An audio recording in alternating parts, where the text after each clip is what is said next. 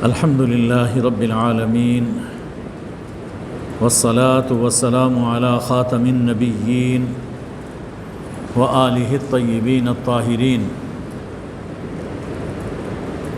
أما بعد بسم الله الرحمن الرحیم۔ سورہ النحل مکی دور کی سورہ ہے۔ اس میں توحید، رسالت، آخرت، اسلام کے بنیادی عقائد کو بڑے دل نشین انداز میں بیان فرمایا گیا۔ اس کے ساتھ ساتھ شرک کی تردید ہے، اور اس سورہ میں خاص طور پر اللہ نے اپنی دنیاوی، اخروی، ظاہری اور باطنی نعمتوں کا دلکش انداز میں ذکر فرمایا۔ اتنی نعمتوں کا ذکر ہے کہ اس سورت کو ہم سورۃ النعم، اللہ کی نعمتوں والی سورت بھی کہہ سکتے ہیں۔ اور اس سورت کا آغاز بغیر کسی تمہید کے ایک نئے انداز میں ہو رہا ہے۔ فرمایا اتی امر اللہ فلا تستعجلوا۔ اس سے پہلے یہ بات ذہن میں رہنی چاہیے کہ مشرکین مکہ اور جتنے بھی معاندین اسلام ہیں اس وقت بھی کہتے تھے اور اب بھی کہتے ہیں کہ جس عذاب سے آپ ہمیں ڈراتے ہیں وہ عذاب لے آئیے، اور اگر نہیں آ رہا تو اس کا معنی یہ ہے کہ آپ اپنے دعوے میں سچے نہیں ہیں۔ تو اللہ جل شانہ نے فرمایا کہ اتی امر اللہ، اللہ کا فیصلہ آ پہنچا، غلبہ اسلام آ گیا، یا عذاب جو تم مانگ رہے ہو وہ عذاب بس آیا ہی چاہتا ہے۔ اور پھر ایک امر وہ بھی ہے جس کا سب انتظار کر رہے ہیں کہ وہ قیامت کی گھڑی وہ آیا ہی چاہتی ہے۔ اور یہاں دیکھیے کہ ان سب باتوں کو اللہ جل شانہ نے صیغہ ماضی کے ساتھ تعبیر فرمایا، حالانکہ بات مستقبل کی ہے۔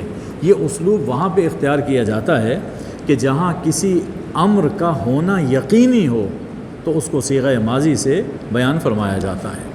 اور فیصلہ اگر اس کا معنی ہے کہ اتی امر اللہ، اللہ کا فیصلہ آ چکا، یعنی ہجرت کا فیصلہ۔ حضور اکرم صلی اللہ علیہ وسلم کا مکہ مکرمہ میں ہونا، جیسا کہ اس سے پہلے گزر چکا، عذاب میں رکاوٹ تھا، تو فرما دیا گیا کہ اب ہجرت کا فیصلہ وہ آ پہنچا ہے، ہجرت ہونے والی ہے۔ اور جب حضور اکرم صلی اللہ علیہ وآلہ وسلم یہاں سے جائیں گے تو رحمت اٹھ جائے گی، یہاں سے رحمت چلی جائے گی، تو پھر اللہ کا عذاب بس آیا ہی چاہتا ہے۔ اور ایسا ہی ہوا کہ حضور اکرم صلی اللہ علیہ وآلہ وسلم کے جانے کے بعد مکہ مکرمہ میں مختلف طرح کے عذاب آئے، قحط آیا، 7 سال تک رہا، اور اس کے بعد پھر غزوہ بدر ہوا کہ جس میں بڑے بڑے مشرکین کے بڑے سردار وہ مارے گئے۔ تو فرمایا کہ اللہ کا فیصلہ آ پہنچا، سو اس کی جلدی نہ مچاؤ، وہ پاک ہے اور برتر ہے ان کے شرک سے۔ اس کے بعد رسالت کا ذکر ہے۔ اللہ تعالیٰ فرشتوں کو روح دے کر اپنے امر سے اپنے جس بندے پہ چاہتا ہے نازل فرما دیتا ہے، اور وہ روح یہ ہے انذرو، حکم دیا جاتا ہے، رسولوں کو کہا جاتا ہے کہ آپ لوگوں کو آگاہ کر دیں انہو لا الہ الا انا، کہ میرے سوا کوئی الہ نہیں ہے، مان لو کہ لا الہ الا اللہ فاتقون، سو مجھی سے ڈر کے زندگی بسر کرو۔ اس سے یہ معلوم ہوا کہ یہ روح جو دے کر اللہ تعالیٰ فرشتوں کو بھیجتا ہے، اور روح سے مراد ہے وحی الہی، قرآن مجید، لا الہ الا اللہ، توحید، یہ روح قرآن ہے، یہ روح دین ہے۔ جیسے ہماری جسمانی حیات کے لیے روح ضروری ہے، اگر روح نکل جائے تو ہم مردہ۔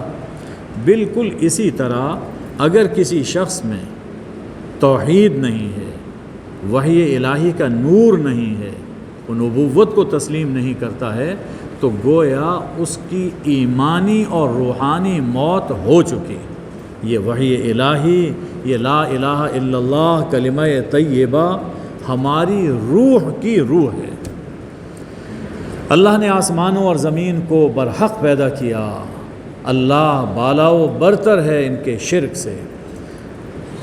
یہ ایک نعمت کہ اللہ نے انسان کو ایک حقیر پانی سے پیدا کیا، اور یہ دیکھو اس انسان کو کہ کیسے یہ کھلا اور سری جھگڑالو بنا ہوا ہے یعنی آپس میں، یعنی کیا اس کی حقیقت کیا ہے؟ ذرا انسان غور کرے کہ میں کیا تھا، کیسے مراحل مجھ پر گزرے، میں اس دنیا میں آیا، اور اب آ کر انسان، یہی انسان کیا کر رہا ہے؟ اللہ سے اس کی بات، اس کی شان، اس کی صفات کے بارے میں جھگڑا کر رہا ہے، اور اللہ کے ساتھ اوروں کو شریک ٹھہرا رہا ہے۔ تو انسان کو اپنی تخلیق پر غور کرنا چاہیے، اور فرمایا کہ والانعام خلقہا، اللہ نے جانوروں کو پیدا کیا۔ ان جانوروں میں دیکھو تمہاری پوشاک بھی ہے اور تمہاری خوراک بھی ہے، اور انہی جانوروں میں تمہارے بے شمار منافع ہیں۔ اس پہ غور کیجئے کہ جانوروں سے انسان کتنا فائدہ اٹھاتا ہے، اور انہی جانوروں میں تمہارے لیے جمال ہے، ایک خوبصورتی ہے، زینت ہے۔ جب تم انہیں چرانے کے لیے صبح اور شام لے جاتے ہو، شام کے وقت واپس لاتے ہو، تو کیسا خوبصورت وہ ایک منظر ہوتا ہے۔ اس منظر اور اس خوبصورتی کو کبھی آپ زمینداروں سے پوچھیں کہ وہ ڈھور ڈنگر رکھ کر ان جانوروں سے وہ کتنا خوش ہوتے ہیں، اور بڑا ان کا یہ سامان ہوتا ہے، ان کی دولت ہے ان کے لیے۔ فرمایا کہ یہ جانور تمہارے بوجھ ایک شہر سے دوسرے شہر اٹھا کر لے جاتے ہیں، یعنی اتنی لمبی مسافت یہ تمہارا بوجھ اٹھا کر لے جاتے ہیں کہ جہاں تم بے مشقت وہ نہیں پہنچ سکتے تھے۔ اگر خود یہ سامان اٹھا کر تمہیں لے جانا پڑتا تو تمہارے لیے کتنا دشوار ہوتا، یہ جانور اٹھا کر لے جاتے ہیں۔ یقیناً تمہارا رب بڑا مہربان ہے، بڑا رحم کرنے والا ہے۔ اور یہ بھی تو دیکھو کہ انہی جانوروں میں گھوڑے ہیں، خچر ہیں، گدھے ہیں، کس مقصد کے لیے اللہ نے پیدا فرمائے؟ یہ تمہاری سواری بھی ہیں اور تمہارے لیے زینت بھی ہیں۔ دیکھیے جیسے آج کل لوگ گاڑیاں رکھتے ہیں، یہ فلاں ماڈل کی گاڑی ہے، یہ فلاں گاڑی ہے، اور ایسا ہے، اور لوگ اس میں خوشی محسوس کرتے ہیں۔ عرب کی سواریاں یہی تھیں، اونٹ، گھوڑا، خچر، گدھا۔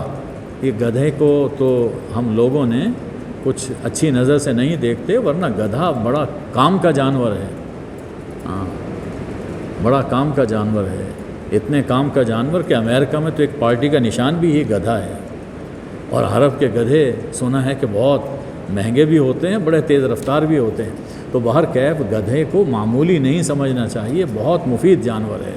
تو فرمایا کہ صرف یہی نہیں بلکہ اللہ نے وہ کچھ پیدا کیا ہوا ہے جو تمہارے علم میں نہیں ہے۔ یہ اللہ کی نعمتیں ہیں، اور اللہ کے ذمے ہے سیدھی راہ۔ یہ سیدھی راہ وہ اللہ تک انسان کو پہنچاتی ہے، اور کچھ ٹیڑھی راہیں بھی ہیں، تو تمہارا یہ فرض ہے کہ سیدھی راہ تلاش کرو اور اللہ تک پہنچو۔ اور اگر اللہ چاہتا تم سب کو سیدھی راہ دکھا دیتا، لیکن یہ اللہ کی حکمت کے خلاف ہے۔ مزید نعمتوں کا ذکر ہے۔ یہ آسمان سے اللہ نے پانی برسایا، اور اس میں تمہارے لیے پینا بھی ہے۔ اسی سے درخت اگتے ہیں جن میں کہ تم اپنے جانور چراتے ہو، اسی سے کھیتیاں اگتی ہیں۔ یہ زیتون کا درخت، کھجور کا درخت، اور یہ انگور، اور ہر طرح کے ثمرات، ہر طرح کے پھل اسی پانی سے اگ رہے ہیں۔ اور اللہ نے تمہارے لیے رات اور دن کا سلسلہ قائم فرمایا، سورج اور چاند کو تمہاری خدمت میں لگا رکھا ہے۔ اسی طرح ستارے اللہ کے حکم سے تمہارے لیے مسخر کر دیے گئے۔ اور جو کچھ اللہ نے زمین میں پیدا کیا، ان کے رنگ مختلف ہیں، مختلف ان کے رنگ۔ ذرا سوچئے کہ سب چیزیں اگر ایک ہی رنگ کی ہوتی تو کتنی بوریت ہوتی، انسان بور ہو جاتا۔ یہ طرح طرح کے پھولوں کے، پرندوں کے، جانوروں کے، خود انسان کی شکلیں کتنی مختلف ہیں۔ تو اس رنگا رنگی میں یعنی اس کائنات کا حسن ہے۔ وہ ذوق کا ایک شعر یاد آ گیا، سنا دیتا ہوں۔ گلہائے رنگ رنگ سے ہے رونق چمن، گلہائے رنگ رنگ سے ہے رونق چمن، اے ذوق اس جہاں کو ہے زیب اختلاف سے۔ تو اس لیے اگر اختلاف بھی کسی مسئلے میں ہو جائے تو اس کی وجہ سے جھگڑا نہیں ہونا چاہیے۔ یہ اختلاف رائے، یہ حسن زندگی ہے۔ اچھا، اب ان تمام پھر اللہ تعالیٰ نے سمندری نعمتوں کا ذکر فرمایا.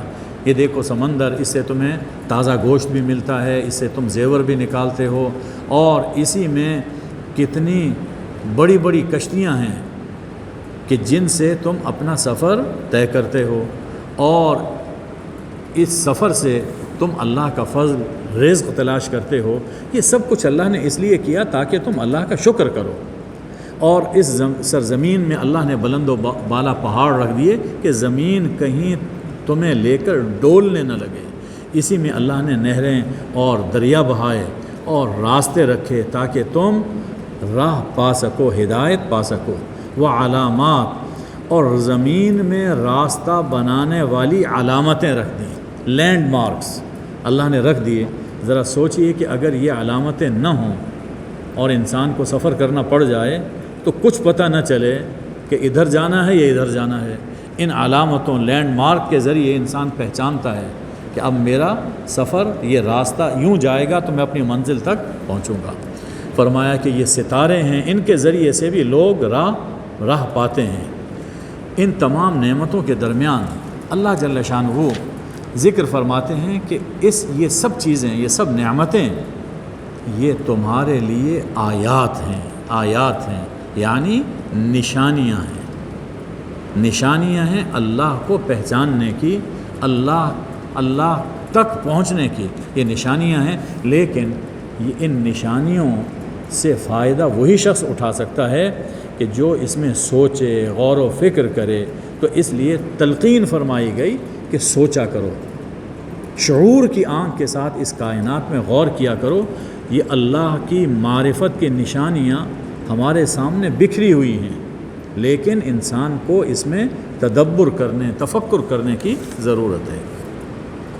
اب سب یہ چیزیں پیدا کرنے والا اللہ ہے. تو بھلا جو شخص، جو ہستی خالق ہو، وہ اس کے برابر اور اس جیسی ہو سکتی ہے کہ جس نے کوئی چیز کبھی پیدا نہ کی ہو؟ ظاہر ہے کہ خالق اور مخلوق برابر نہیں ہو سکتے، اور خالق صرف اللہ ہے. اور اگر تم اللہ کی نعمتوں کو شمار کرنا چاہو تو شمار نہیں کر سکتے. ایک ایک نعمت اپنے اندر ہزارہا نعمتوں کا مجموعہ ہے. یقیناً اللہ غفور ہے، رحیم ہے، اور اللہ جانتا ہے جو کچھ تم چھپاتے ہو، جو کچھ تم ظاہر کرتے ہو. خدا کے علم سے کوئی چیز مخفی نہیں ہے. اور جن کو اللہ کے سوا تم خدا بنائے بیٹھے ہو، اللہ کے سوا جن کو تم پکارتے ہو، وہ کسی چیز کے خالق نہیں ہیں، وہ تو خود مخلوق ہیں. اموات غیر احیاء، وہ مردے ہیں، مردے، زندہ نہیں ہیں. مردہ ہیں یعنی مر چکے. اور اگر کوئی زندہ ہے اور اس کو خدا بنائے بیٹھے ہیں تو مرنے والا ہے. مر چکے ہیں یا مرنے والے ہیں. اور جس پر موت آئے وہ خدا نہیں ہو سکتا. جس پر موت آئے وہ خدا نہیں ہو سکتا. اللہ لا الہ الا ہو الحی القیوم. الحی ہمیشہ سے زندہ اور ہمیشہ زندہ رہنے والا، اور اپنی زندگی میں کسی کا محتاج نہیں. یہ صرف اللہ کی شان ہے، اسی لیے وہ ہمارا معبود ہے. فرمایا کہ ان کو شعور نہیں کہ کب ان کو اٹھایا جائے گا.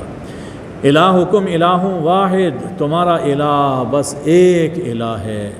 جو آخرت پر ایمان نہیں رکھتے ان کے دل انکار کر رہے ہیں، اور انکار کا سبب کیا ہے کہ اپنے آپ کو بہت بڑا سمجھتے ہیں. وہ یعنی قرآن مجید کو، نبی صلی اللہ علیہ وآلہ وسلم کی دعوت کو توجہ کے قابل نہیں سمجھتے، اس سے انکار کر رہے ہیں. یقیناً اللہ جانتا ہے جو کچھ یہ کھلے یا چھپے کرتے ہیں، اور اللہ تکبر کرنے والوں کو پسند نہیں فرماتا. یہ جو تکبر ہے، اپنے آپ کو بڑا سمجھنا، اور بالخصوص جہاں اللہ کا حکم موجود ہو، اللہ کے نبی صلی اللہ علیہ وسلم کا حکم موجود ہو، اس کے مقابل اپنے آپ کو بڑا سمجھنا، بظاہر وہ انسان ہے لیکن اندر سے وہ شیطان ہے. اس لیے کہ شیطان تھا کہ جس نے سب سے پہلے اللہ کے حکم سے اپنے آپ کو بڑا سمجھا تھا. جب ان سے کہا جاتا ہے کہ تمہارے رب نے کیا نازل کیا، تو کہتے ہیں اساطیر الاولین، یہ پہلوں کی سٹوریز ہیں. اب قرآن مجید میں اللہ تعالیٰ نے کتنے واقعات بیان فرمائے. یہ سب واقعات ہمارے لیے عبرت ہیں. وہ صرف ایک جملہ کس کے بالکل بیگانہ ہو جاتے تھے. یہ پہلوں کی کہانیاں بس بیان کی گئی ہیں تو اس لیے ہمیں ان کی کوئی پرواہ نہیں. فرمایا کہ اچھا ان کا انجام سنو کہ کیا ہوگا. یہ خود بھی گمراہ ہو رہے ہیں, دوسروں کو بھی گمراہ کر رہے ہیں. تو گناہ یہ ایک بوجھ ہے. قیامت کے دن یہ مکمل اپنے بوجھ بھی اٹھائیں گے, اپنے بوجھ, پورے اپنے بوجھ بھی اٹھائیں گے. اور جن لوگوں کو کسی علم کے بغیر, کسی دلیل کے بغیر انہوں نے گمراہ کیا, ان کی گمراہی اور ان کے گناہوں کا بوجھ بھی ان کے سر پر لادا جائے گا. الا ساء ما یزرون, سنو بہت برا بوجھ ہے, بہت برا بوجھ ہے یہ لوگ جو اٹھائیں گے. اس کے بعد ارشاد ہے یہ مشرکین کی مکر و فریب کے حوالے سے. ان سے پہلے لوگوں نے, ان سے پہلے جو کافر گزر گئے انہوں نے بھی مکر کیے تھے. انبیاء کو ناکام کرنے کی چالیں چلیں, لیکن پھر کیا ہوا؟ اللہ نے ان کے مکر کی عمارت جڑ سے اکھیڑ پھینکی. ان کی چھتیں انہی کے اوپر آ گریں اور ایسی جگہ سے عذاب نے آ گھیرا, ایسی جگہ سے عذاب آیا جدھر سے ان کو گمان تک نہیں تھا. ایسی جگہ سے عذاب ہے. ان سمجھایا جا رہا ہے کہ اگر تم آج چالیں چل رہے ہو تو پہلوں کا انجام اپنے سامنے رکھو, تمہارا انجام بھی یہی کچھ ہوگا. قیامت کے دن اللہ انہیں رسوا کرے گا اور فرمائے گا کہ اہل حق سے جن شریکوں, جن خداؤں کے بارے میں تم ضد کرتے تھے, جھگڑتے تھے, آج ان کو ہمارے سامنے لاؤ. ظاہر ہے کوئی سامنے نہیں آ سکے گا. اہل علم نے اس موقع پر کہا کہ ان الخزي اليوم والسوء على الكافرین, آج رسوائی اور بدبختی کافروں پر ہے. آج وہ رسوا ہو چکے. یہ کافر کون ہیں؟ الذین تتوفاہم الملائکۃ ظالمی انفسہم, کہ جن کی جانیں فرشتے اس حال میں نکال رہے ہیں کہ وہ اپنے اوپر ظلم کر رہے ہیں. یعنی شرک, یہ کفر خود اپنے ہی اوپر ظلم ہے. اس ظلم کی حالت میں فرشتے ان کی جان, ان کی روح قبض کرتے ہیں.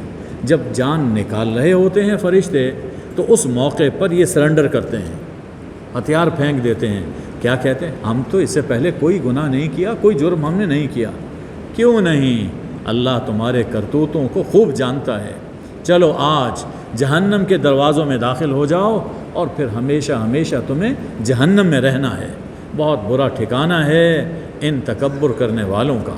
اس کے مقابل جو متقی ہیں, یہ وہ لوگ ہیں جب ان سے کہا جاتا ہے ان متقیوں سے کہ رب نے کیا نازل کیا, تو وہ کہتے ہیں اللہ نے خیر نازل فرمائی. جو بھی اللہ نے حکم دیا, جو بھی کلام نازل ہوا, اس میں ہمارے لیے خیر ہی خیر ہے. یعنی وہ لوگ کیا کہتے تھے کہ پہلوں کی کہانیاں ہیں, کوئی پرواہ نہیں. لیکن جو متقی ہوتے ہیں وہ کہتے ہیں کہ اللہ کا کلام ہمارے لیے باعث خیر ہے. تو ایسے لوگوں کے لیے جو اس دنیا میں بھلی زندگی بسر کرتے ہیں, آخرت میں ان کے لیے بھلا ٹھکانہ ہے اور ان کے لیے بھلی زندگی ہے. وَلَدَارُ الْآخِرَةِ خَيْرٌ, آخرت کا گھر یہ بہت بہتر ہے. اور ان متقیوں کا کیا خوب ٹھکانہ. اللہ خود تعریف فرما رہا ہے, یہ جنتوں میں داخل ہوں گے, وہاں جو چاہیں گے ان کو ملے گا. اللہ تعالیٰ متقیوں کو یوں ہی جزا دیا کرتا ہے. یہ متقی وہ لوگ کہ جب فرشتے ان کی جان, ان کی روح قبض کرتے ہیں تو اس حال میں کہ یہ پاکیزہ ہوتے ہیں. ان کی روح, ان کا دل, ان کی سوچیں پاکیزگی کی حالت میں فرشتے ان کی جان نکالتے ہیں. یعنی کلمہ طیبہ کا اثر یہ ہوتا ہے کہ انسان کا دل و دماغ پاک ہوتا ہے. اسی حال میں ان کی جان قبض ہوتی ہے. اور ادھر وہ روح فرشتے نکال رہے ہوتے ہیں اور ادھر سے کہہ رہے ہوتے ہیں سلام علیکم, سلام علیکم, آؤ اپنے ان نیک اعمال کی جزا میں آج جنت میں داخل ہو جاؤ. ذرا سوچئے کہ کیا اللہ کی طرف سے فضل اور کرم ہوگا اہل ایمان پر. یہ لوگ یعنی مشرکین بس اس کا انتظار کر رہے ہیں کہ فرشتے آ جائیں یا اللہ کا فیصلہ آ جائے. اسی طرح کی ڈھٹائی ان سے پہلے لوگوں نے بھی کی. یہی نہیں, ان سے پہلے جو مشرکین ہو گزرے ہیں وہ بھی اسی طرح کے ڈھیٹ تھے. اور پھر جب اللہ کا عذاب آیا اور تباہ ہوئے تو اللہ نے ان پر ظلم نہیں کیا، وہ اپنی بدعمالیوں کی وجہ سے خود اپنے اوپر ظلم کر رہے تھے۔ اللہ نے تو ان کو جزا دی ہے، جو کرتے تھے وہ سزا ان کے سامنے آ گئی۔ تو یہ ان کے کرتوتوں کی خرابیاں ان کے لیے ان کو کرتوتوں کی خرابیاں ان پر آ پڑیں، اور جس چیز کا، جس عذاب کا وہ مذاق اڑاتے تھے، اس عذاب نے انہیں آ گھیرا، اب وہ نکل نہیں سکے۔ یہاں ایک مشرکین کی ایک بات ذکر کی جا رہی ہے، جو اب بھی یہ لبرلز اب بھی یہ بات کرتے ہیں۔ مشرکین کہیں گے، مشرکین نے کہا اگر اللہ چاہے تو ہم اللہ کے سوا کسی کی عبادت نہ کرتے، نہ ہم کرتے نہ ہمارے آباء و اجداد کرتے۔ جب ہم غیر اللہ کی عبادت کر رہے ہیں، خداؤں کی عبادت کر رہے ہیں، اگر اللہ چاہتا تو ہم نہ کرتے، اللہ ہمیں روک دیتا۔ اللہ نے ہمیں نہیں روکا، اس کا مطلب یہ ہے کہ وہ اس عبادت پر ہم سے راضی ہے۔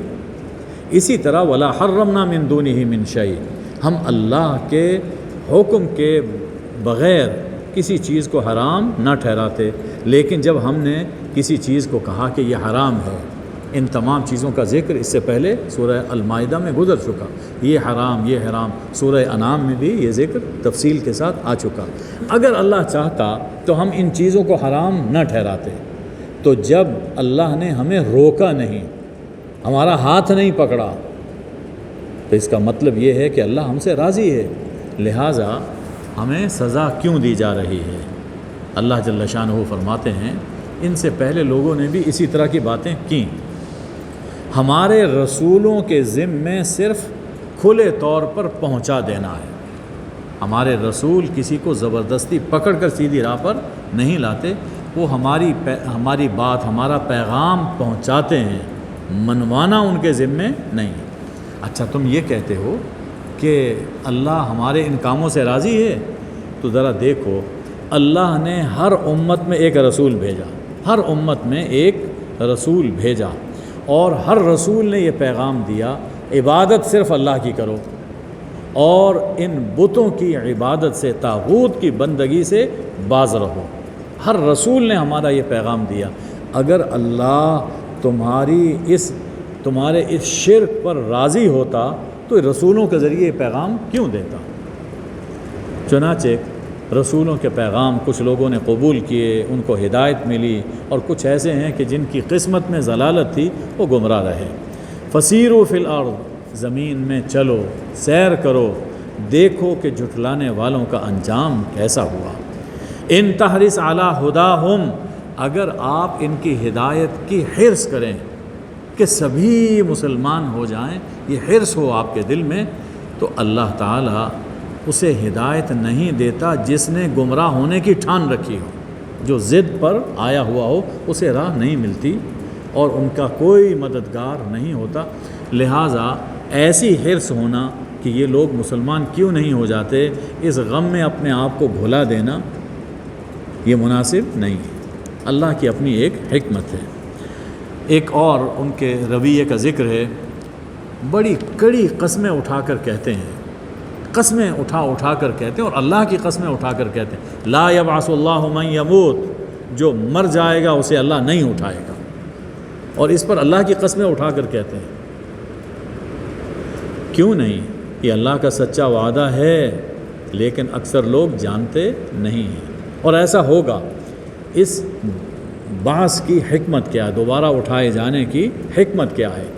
فرمایا کہ ایک دن ایسا ہونا چاہیے کہ جس میں اس دنیا کے جھگڑوں اور اختلافات کا فیصلہ ہو، اس دن اللہ تعالیٰ فیصلہ فرمائے گا۔ اور ایک دن ایسا ہونا چاہیے کہ جس میں کافروں پر کھل جائے کہ دنیا میں وہ جو کچھ کہتے تھے وہ جھوٹ تھا، اس لیے آخرت آنی چاہیے۔ رہی یہ بات کہ دوبارہ اس جہان کو کیسے پیدا کیا جائے گا، بڑا مشکل ہے اس جہان کا پیدا کرنا۔ اللہ فرماتا ہے یہ تم اپنی طاقت کو سامنے رکھ کر یہ بات کہہ رہے ہو، ہماری طاقت، ہماری قدرت تو یہ ہے کہ جب ہم کسی چیز کا ارادہ کرتے ہیں تو ہم بس کہتے ہیں کون ہو، اور وہ چیز ہو جاتی ہے۔ تو اس جہان کا جیسے پہلے پیدا کرنا ہمارے لیے آسان تھا، دوبارہ پیدا کرنا ہمارے لیے زیادہ آسان ہے، لہٰذا یہ مشکل نہ سمجھو کہ قیامت کا دن آئے گا۔ اب دیکھیے ہجرت کی بات آ رہی ہے۔ شروع میں عرض کیا گیا کہ عطا امر اللہ کا فیصلہ آ پہنچا، یعنی اس فیصلے سے مراد ہجرت ہے۔ مفسرین نے یہ لکھا کہ ہجرت اس سے مراد ہے۔ اب یہاں ہجرت کا اللہ تعالیٰ ذکر فرما رہے ہیں۔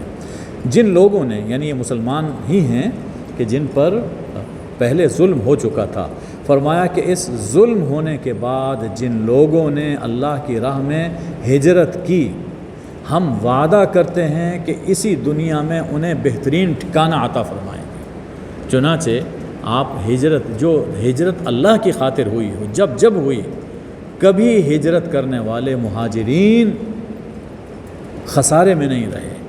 اللہ نے جو گھر چھوڑے ان سے بہتر گھر ہجرت گاہ میں اللہ نے عطا فرمائے۔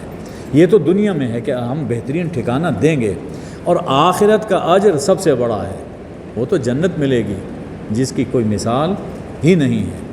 کاش کہ وہ مظلوم یہ بات جان لیں۔ یہ مظلوم کون ہیں؟ جن لوگوں نے صبر کیا، دین کی خاطر صبر کیا اور اپنے رب پر بھروسہ کرتے ہیں۔ کاش کہ انہیں پتہ چل جائے کہ دنیا میں انہیں کیا ملے گا اور آخرت میں انہیں کیا ملے گا۔ تو یقیناً اللہ کی خاطر اپنا سب کچھ قربان کر دینا، یہ اللہ کے یہاں اس کی بڑی قدر و قیمت ہے۔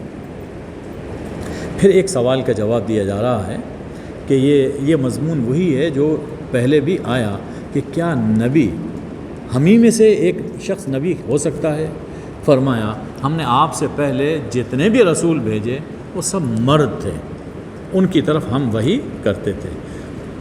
تو دو باتیں اس میں ہمارے سامنے آ گئیں۔ ایک تو یہ کہ جتنے انبیاء آئے وہ بنی نوع انسان میں سے تھے، انسان تھے وہ، اور پھر اللہ نے جتنے انبیاء بھیجے وہ مردوں میں بھیجے ہیں، عورتوں میں کوئی نبی نہیں آئی ہے۔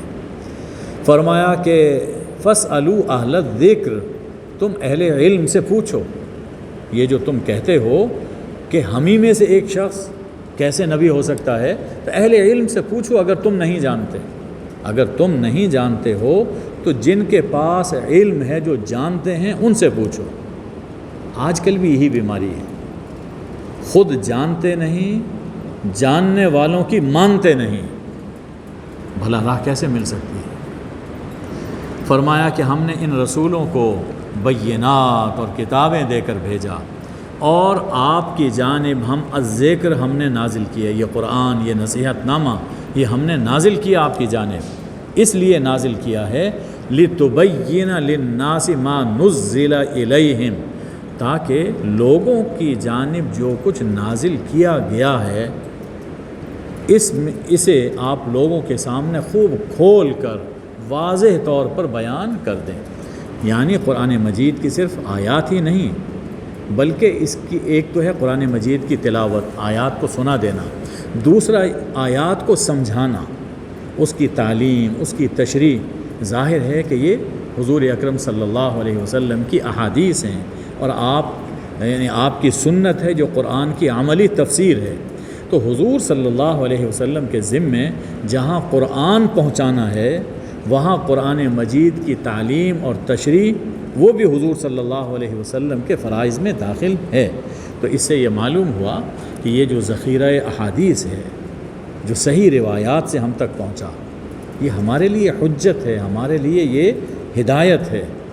حضور صلی اللہ علیہ وسلم کی سنت یہ ہمارے لیے ہدایت ہے، اور ان احادیث اور ان سنن کے بغیر ہم قرآن پر عمل نہیں کر سکتے، قرآن کو نہیں سمجھ سکتے۔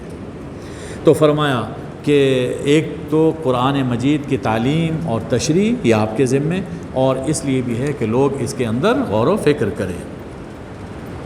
اب اللہ تعالیٰ یہ جو مکر کرنے والے ہیں، چالیں چلنے والے ہیں، ان کے بارے میں کچھ عذابوں کا ذکر کر رہا ہے۔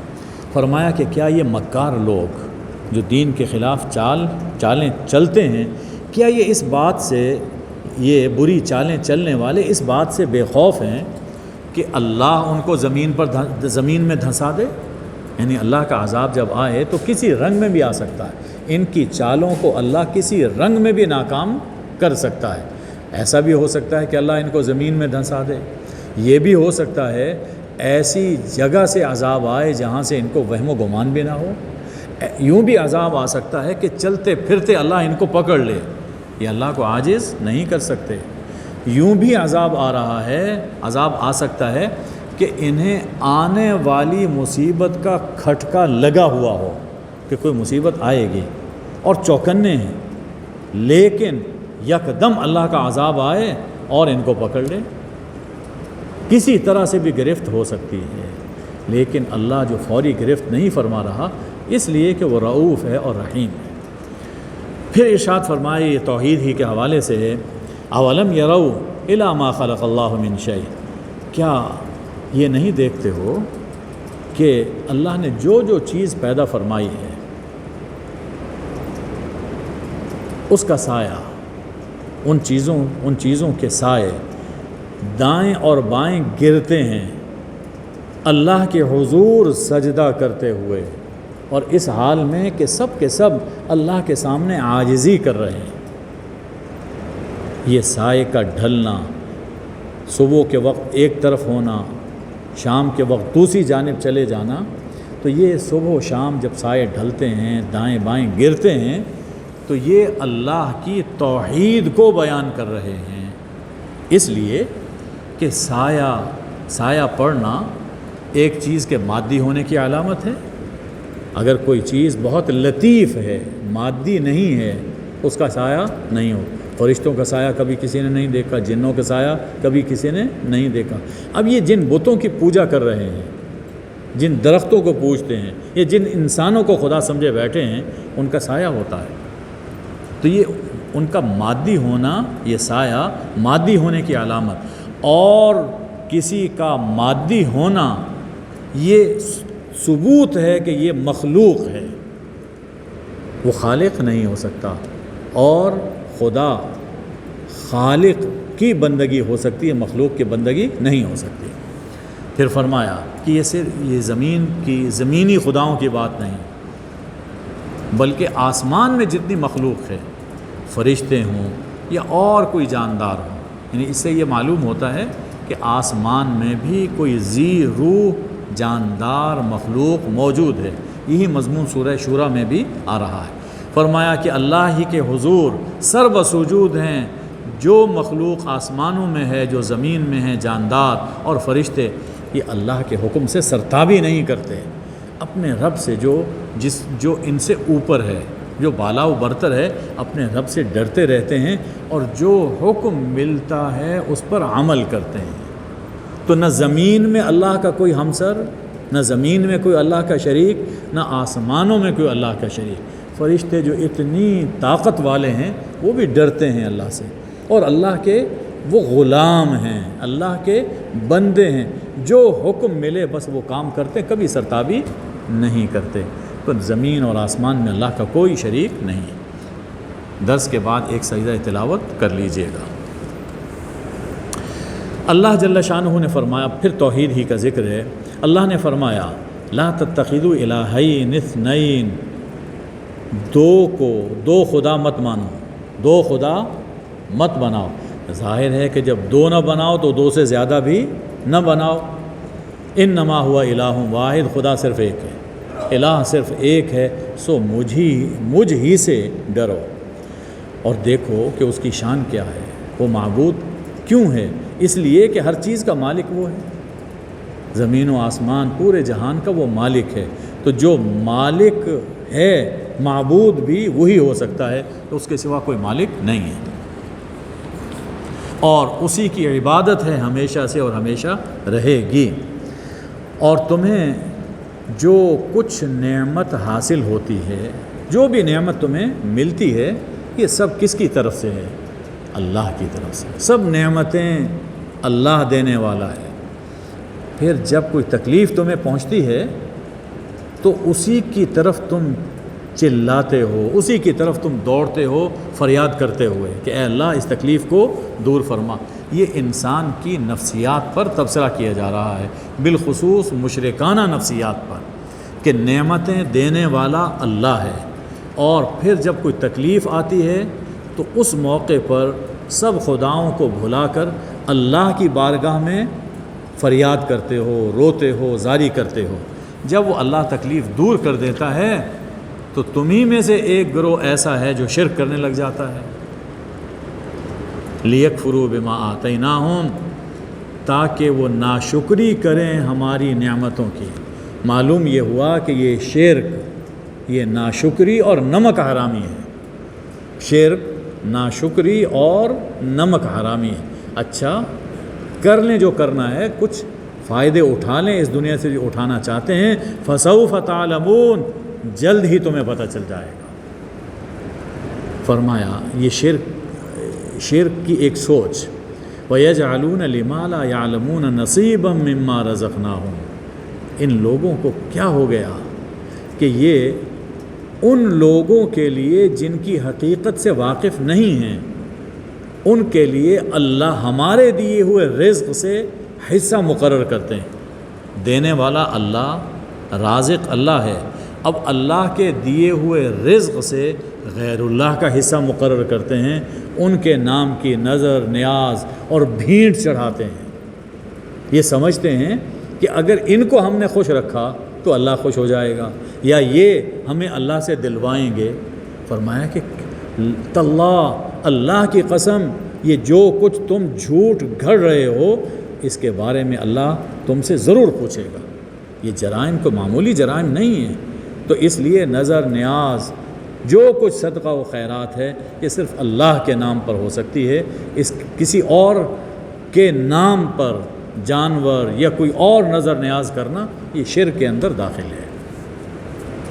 ایک اور مشرکانہ رویے کا ذکر ہے۔ اپنے لیے انسان کا ایک سوچ ہے کہ بیٹا ہو، بیٹا پسند کرتا ہے کہ بڑا ہوگا، میرے کام آئے گا اور میرا سہارا بنے گا۔ اب مشرکین کا عجیب معاملہ ہے کہ اللہ کے لیے بیٹیاں تجویز کرتے ہیں، اللہ کے لیے بیٹیاں۔ ایک تو کہتے تھے کہ فرشتے اللہ کی بیٹیاں ہیں، اسی طرح مشرکین عرب زیادہ تر وہ دیویوں کی پوجا کرتے تھے، یعنی اس میں نر خدا وہ کم ہوتے تھے، دیوتا کم ہوتے تھے، اور مادہ دیویاں وہ زیادہ ہوتی تھیں۔ اب یہ لات، منات، عزا اور حبل، اس میں حبل مرد ہے اور لات، منات اور عزا یہ سب مؤنث ہیں، وہ مذکر، یعنی زیادہ تعداد وہ دیویوں کی تھی، دیوتاؤں کی کم تھی۔ تو فرمایا کہ یہ عجیب ہیں، اپنے لیے بیٹے چاہتے ہیں اور خدا کے لیے بیٹیاں تجویز کر رہے ہیں۔ اللہ پاک ہے ان کی حماقتوں اور ان کی جہالتوں سے۔ اس کا نہ کوئی بیٹا ہے نہ اس کی کوئی بیٹی، لم یلد ولم یولد ولم یکن لہ کفوا احد۔ اور اپنا حال یہ ہے بیٹیوں کے بارے میں کہ جب ان میں سے کسی کو بیٹی کی خبر ملتی ہے تو چہرہ سیاہ پڑ جاتا ہے، اور وہ گھٹ گھٹ کے اپنے اندر گھٹا گھٹا رہتا ہے اور خون کے گھونٹ پیتا ہے، اور اس خبر کی برائی سے وہ قوم سے اپنا منہ چھپائے پھرتا ہے۔ تو ہو میرے گھر بیٹی پیدا ہو گئی۔ تو جس خبر کے ملنے سے یہ خود لوگوں سے چھپتا پھرتا ہے اور اسے اپنے لیے باعث عار سمجھتا ہے، اللہ کے لیے وہ بیٹیاں تم بناتے ہو۔ فرمایا کہ بیٹی جب ہوتی ہے تو ان کا حال یہ ہوتا ہے، سوچتا ہے کہ میں ذلت قبول کر کے اسے میں اپنے پاس زندہ رکھوں، اگر زندہ رکھوں اپنے پاس تو ظاہر ہے مجھے اپنی ذلت کی زندگی بسر کرنی پڑے گی، یا یہ ہے کہ اس کو مٹی میں گاڑ دو تاکہ میں ذلت سے بچ جاؤں۔ یہ رویہ سارے عرب کا نہیں تھا کہ زمین میں وہ گاڑ دیتے تھے، کچھ قبیلوں میں تھا، کچھ بعض قبیلے کبھی کبھار یہ کام بھی کرتے تھے، لیکن یہ سوچ ان میں موجود تھی کہ بیٹیاں حقیر مخلوق ہیں اور ہمارے لیے باعث عزت نہیں ہیں، ہمارے لیے یہ عار اور ننگ کا سبب ہے۔ فرمایا کہ الا ساء ما یحکمون، بہت برا یہ فیصلہ کر رہے ہیں۔ ارشاد ہے کہ جو لوگ آخرت پر ایمان نہیں رکھتے ان کی بری مثال ہے۔ وَلِلَّهِ الْمَثَلُ الْأَعْلَىٰ، اعلیٰ شان، اعلیٰ مثال، اعلیٰ صفات وہ صرف اللہ کی ہیں، وہ عزیز و حکیم ہے۔ اللہ کے ایک رحیمانہ رویے کا ذکر ہے۔ اگر اللہ لوگوں کی ان کے ظلم کی وجہ سے، کفر اور شرک اور گناہوں کی وجہ سے فوری گرفت کرنے لگ جائے تو اس سرزمین پر تمہیں کوئی جاندار چلتا پھرتا ہوا نظر نہ آئے، لیکن اللہ ایک وقت مقرر تک مہلت دیے جاتا ہے۔ جب وہ وقت آ جاتا ہے تو پھر ایک گھڑی تقدیم و تاخیر نہیں ہوتی۔ یہ اللہ کے لیے وہ چیزیں تجویز کرتے ہیں جو خود ان کو ناپسند ہیں۔ ان کی زبانیں جھوٹ بولتی ہیں یہ کہتے ہوئے کہ ان لہم الحسنہ، کہ ہم جو کچھ کر رہے ہیں یہ اللہ کے یہاں قبول ہے، اور آخرت اگر پہلے تو ہے نہیں، اگر آخرت ہوئی بھی صحیح تو آخرت میں ہمیں الحسنہ، بہترین ٹھکانہ ملے گا، جنت ملے گی۔ کس خیال میں ہو، یقیناً ان کے لیے آگ ہے اور آگ میں پھینک کر ان کو بھلا دیا جائے گا، کوئی ان کا حال پوچھنے والا نہیں ہوگا۔ اللہ کی قسم، اللہ کی قسم، حضور صلی اللہ علیہ وسلم سے خطاب ہے، اللہ کی قسم ہم نے آپ سے پہلے امتوں میں رسول بھیجے، لیکن وہ کیسے گمراہ ہوئے کہ شیطان نے ان کے برے کرتوت انہیں خوشنما کر کے دکھائے، جو گناہ تھے ان کو بڑا لذیذ کر کے پیش کیا اور دنیا کی دل فریبیوں میں انہیں الجھا دیا۔ فَهُوَ وَلِيُّهُمُ الْيَوْمِ، وہ شیطان جس نے پہلی امتوں کو گمراہ کیا، آج وہی شیطان ان کا سرپرست ہے اور ان کو بھی گمراہ کر رہا ہے۔ اس کے نتیجے میں ان کو عذاب کا سامنا کرنا پڑے گا۔ جو کتاب ہم نے آپ پر نازل کی ہے، یہ کتاب، اس کتاب نازل کرنے کا مقصد یہ ہے کہ جس چیز میں یہ لوگ اختلاف کر رہے ہیں آپ کھول کر اسے بیان کر دیں۔ دیکھیے اس سے معلوم ہوتا ہے، یعنی آپ ذرا یہ سوچئے کہ مشرکین مکہ اس زمانے کے جتنے بھی معاندین تھے، ان کے اختلافات کا فیصلہ قرآن سے ہو رہا ہے، ان کے اختلافات کا فیصلہ تو قرآن سے ہے۔ کیا ہمارے اختلاف کا فیصلہ قرآن سے نہیں ہو سکتا؟ مسئلہ یہ ہے کہ ہم قرآن پڑھتے نہیں ہیں، اور اگر پڑھتے ہیں تو پہلے اپنا مائنڈ ایک بنا لیتے ہیں اور قرآن کو اپنے نظریے کے مطابق ڈھالتے ہیں۔ قرآن کی تلاوت کرنے کا، قرآن کو پڑھنے کا طریقہ یہ ہے کہ انسان خالی و ذہن ہو کر پڑھے۔ اگر کوئی بات ہمارے نظریے کے خلاف آ رہی ہے، ہماری سوچ کے خلاف ہے، ہمیں اپنی سوچ کو، اپنے نظریوں کو چھوڑنا چاہیے اور قرآن کو اپنانا چاہیے۔ تو فرمایا یہ کتاب ہم نے اس لیے نازل کی کہ ان کے اختلافات کا فیصلہ ہو، اس میں ہدایت ہے اور رحمت ہے، لیکن کن لوگوں کے لیے جو اس کو مانتے ہیں ان کو اللہ تعالیٰ اس سے نوازے گا۔ آج ہم نے سورہ النحل کی ابتدائی 64 آیتوں کو سمجھنے کی کوشش کی، بقیہ آیات انشاءاللہ اگلی نشست پہ اٹھا رکھتے ہیں۔ اللہم صلی علی سیدنا و مولانا محمد النبی الامی و آلہ و بارک وسلم۔ اے اللہ، ہم نے جو کچھ سنا ہے ہم اس پہ ایمان لاتے ہیں، اے اللہ ہمیں اس پہ عمل کرنے کی توفیق عطا فرما۔ اے اللہ ہمیں زندگی کے سب معاملات میں قرآن سے رہنمائی لینے کی توفیق عطا فرما۔ اے اللہ قرآن کی برکت سے سب بیماروں کو، سب بیماریوں سے شفائے کامل عاجل عطا فرما۔ اے اللہ ہمارا رزق فراخ فرما۔ اے اللہ ہمارے وطن عزیز پر نظر رحمت فرما۔ وصلی اللہ وبارک وسلم علی حبیبہ سیدنا محمد و آلہ الطیبین الطاہرین، آمین یا ارحم الراحمین۔